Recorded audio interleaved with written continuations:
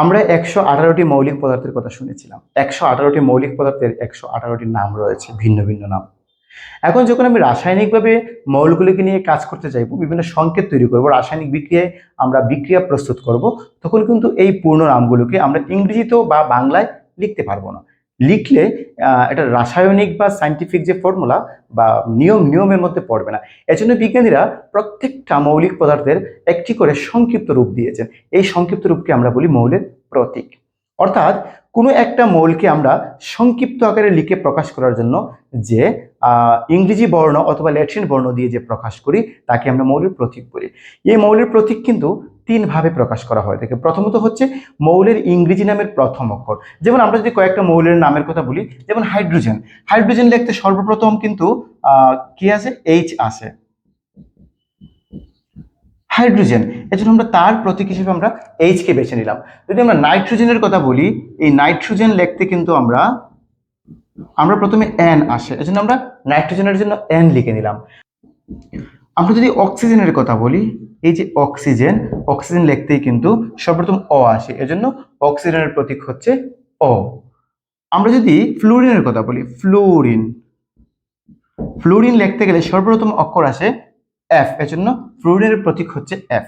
যদি আমরা কার্বনের কথা বলি, কার্বন লিখতে গেলে সর্বপ্রথম আসে সি, এজন্য কার্বনের প্রতীক হচ্ছে সি। কিন্তু কতগুলো মৌল রয়েছে যাদের প্রথম অক্ষর দিয়ে কিন্তু তাকে প্রকাশ করা যাবে না। এখানে দুইটা কারণ রয়েছে। প্রথম অক্ষর দিয়ে তার সম্পূর্ণ নামের প্রকাশটা আসে না, এবং দেখা যাচ্ছে এই অক্ষর অন্য আরেকটা মৌলের জন্য ব্যবহৃত হয়েছে। এই ক্ষেত্রে কিন্তু মৌলের প্রথম অক্ষরের সাথে আমরা অন্য আরেকটা অক্ষর যুক্ত করব। কোন অক্ষরটা যুক্ত করব? তার পরের অক্ষরও হতে পারে, পরের বর্ণ হতে পারে, অথবা এর পরে অন্য যে কোনো বর্ণ হতে পারে। দ্বিতীয় বর্ণ বাদ দিয়ে তৃতীয় বর্ণ হতে পারে। যদি দেখা যায় দ্বিতীয় বর্ণ বাদ দিয়ে তৃতীয় বর্ণ লিখলে সম্পূর্ণরূপে উচ্চারিত হয়, সেই ক্ষেত্রে আমরা কিন্তু তৃতীয় বর্ণ ব্যবহার করব। যেমন আমরা যদি হিলিয়ামের কথা বলি, হিলিয়ামের প্রথম অক্ষর এইচ সত্য, কিন্তু এইচ দিয়ে হাইড্রোজেন নাকি হিলিয়াম? আমরা কিন্তু হাইড্রোজেনের ক্ষেত্রে এইচ ব্যবহার করে ফেলেছি। যেহেতু এইচটাকে আমরা একবার ব্যবহার করে ফেলেছি, আমরা কিন্তু এইচকে আর ব্যবহার করতে পারবো না। এবং হিলিয়াম বলতে এইচ এর পরে একটা ই লাগবে, এজন্য আমরা হিলিয়ামের প্রতীক হিসেবে এইচ ই কে নিব। আর্গন, আর্গনের প্রতীক হচ্ছে কিন্তু এ দিয়ে, কিন্তু আর্গনটা পরিপূর্ণভাবে প্রকাশ করা যায় না, কারণ এ দিয়ে আরেকটা মূল রয়েছে, আমরা সিলভারকে এজি হিসেবে প্রকাশ করি। এই জন্য আমরা আর্গনকে আলাদা করার জন্য এর সঙ্গে কিন্তু একটা আর দিতেই হবে। লিথিয়াম, লিথিয়াম দিয়ে কিন্তু আমরা এল আই ব্যবহার করতে হবে, এল আই, লিথিয়াম। লিথিয়াম উচ্চারণ করতে এল এর পরে কিন্তু আই লাগবে। আবার এল দিয়ে অন্য আরেকটা বর্ণ থাকতে পারে, রয়েছে। তারপর আমরা ক্লোরিন, ক্লোরিনের আমরা প্রতীক হচ্ছে সিএল, ক্লোরিন। যদিও ক্লোরিনের বানান হচ্ছে CHLRO, কিন্তু আমরা দেখতে পাচ্ছি যে এইচ সির পরে একটা এইচ রয়েছে, তারপরে কিন্তু এল রয়েছে। ক্লোরিন উচ্চারণ করতে এইচ এর চেয়ে কিন্তু এল এর অগ্রাধিকার বেশি, এইচটা এখানে উজ্জ্ব থেকে যায়, এই জন্য কিন্তু আমরা এইচ ব্যবহার না করে এল ব্যবহার করেছি। আমরা এইভাবে কিন্তু মৌলের নামকরণ প্রতীক আমরা শনাক্ত করতে পারি বা প্রতীক নির্ণয় করতে পারি। ইংরেজি নামের প্রথম অক্ষর অথবা প্রথম অক্ষরের সঙ্গে অন্য যে কোনো অক্ষর মিলিয়ে নামকরণের পদ্ধতি ছাড়াও কিন্তু মৌলের আরেকটি নামকরণের পদ্ধতি রয়েছে, সেটি হচ্ছে মৌলের ল্যাটিন নাম থেকে। বিজ্ঞানীরা বা রসায়ন নিয়ে যারা কাজ করেছেন তারা ইংরেজি নামের বাইরেও ল্যাটিন নাম, এটা বিভিন্ন যৌক্তিক কারণ রয়েছে, বিভিন্ন যৌক্তিক কারণেই কিন্তু বিজ্ঞানীরা ইংরেজি নামকে বাদ দিয়ে কিছু কিছু মৌলের ক্ষেত্রে ল্যাটিন নামকে তারা ব্যবহার করেছেন। যেমন আমরা যে সোডিয়ামের কথা বলি, সোডিয়ামের ইংরেজি নাম সোডিয়াম, কিন্তু ল্যাটিন বা ভাষা তাকে বলা হয় নেটেরিয়াম, NATRIUM, নেটেরিয়াম। এই নেটেরিয়ামের প্রথম দুইটা অক্ষর Na থেকে আসছে, সোডিয়ামের প্রতীক Na। তারপরে কপার, কপারকে বলা হয় কেলিয়াম, কেলিয়াম যেহেতু এই কেলিয়াম থেকে আসছে কে। যেমন আয়রন, আয়রনকে ল্যাটিন ভাষায় বলা হয় ফেরাম, এই ফেরাম থেকে আসছে Fe। তদ্রুপভাবে আমরা মৌলের ল্যাটিন নাম থেকেও কিন্তু মৌলের প্রতীক নির্ণয়ের একটি নিয়ম প্রচলিত রয়েছে। এইভাবে 118টি মৌলের 118টি প্রতীক রয়েছে। মৌলিক পদার্থের বা মৌলের যেমন প্রতীক রয়েছে, তদ্রুপভাবে যৌগের বা যৌগিক পদার্থের কিন্তু একটি সংক্ষিপ্ত প্রকাশ রয়েছে বা সংক্ষিপ্ত রূপ রয়েছে, তাকে আমরা সংকেত বলবো। প্রত্যেকটা যৌগিক পদার্থই কিন্তু কোনো না কোনো মৌলিক পদার্থ দিয়ে সৃষ্টি। প্রত্যেকটা যৌগিক পদার্থ যে মৌলিক পদার্থ দিয়ে সৃষ্টি, এবং সেই যৌগিক পদার্থে ওই মৌলিক পদার্থের যে কয়টা পরমাণু যুক্ত হয়েছে, সেই কয়টা পরমাণুর সংখ্যাকে একত্র করে কিন্তু যৌগের সংকেত লিখতে হয়। যেমন যদি আমরা খাবার লবণের কথা জানি, খাবার লবণ, খাবার লবণটা হচ্ছে কি সোডিয়াম এবং ক্লোরিন যুক্ত হয়ে, সোডিয়াম প্লাস ক্লোরিন।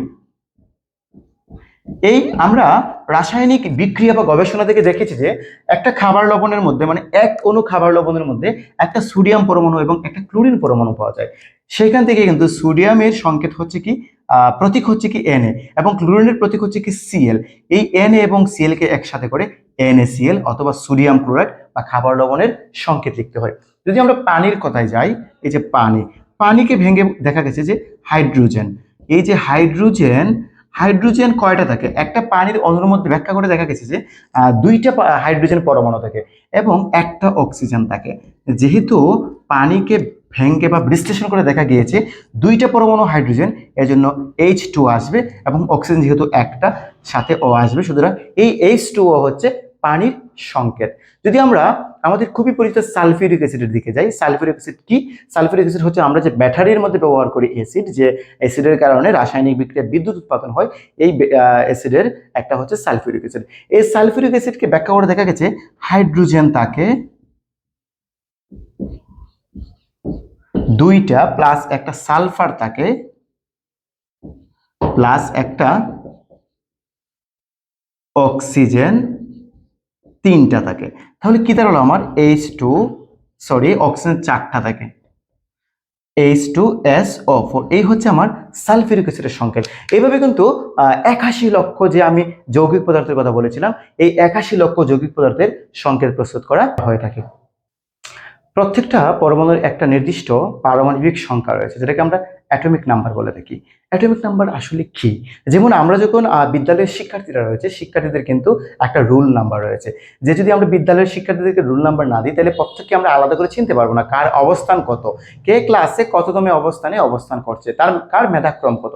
তদ্রূপভাবে 118টি মৌলের কিন্তু 118টা পারমাণবিক সংখ্যা রয়েছে।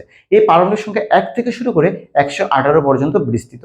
এখন কোন মৌলের পারমাণবিক সংখ্যা কত, বা আমরা রসায়নে যদি আমরা পড়তে চাই, আমরা ধারাবাহিকভাবে কিন্তু মৌলের নামগুলো শুরু করি। যেমন আমরা প্রথমেই হাইড্রোজেনের কথা বলি, তারপরে বলি হিলিয়ামের কথা, তারপরে বলি আমরা লিথিয়ামের কথা, তারপরে আমরা বলি বেরিলিয়ামের কথা, তারপরে বলি বোরনের কথা, তারপরে বলি আমরা কার্বন, নাইট্রোজেন, অক্সিজেন, ফ্লোরিন, এভাবে আমরা যেতেই থাকি।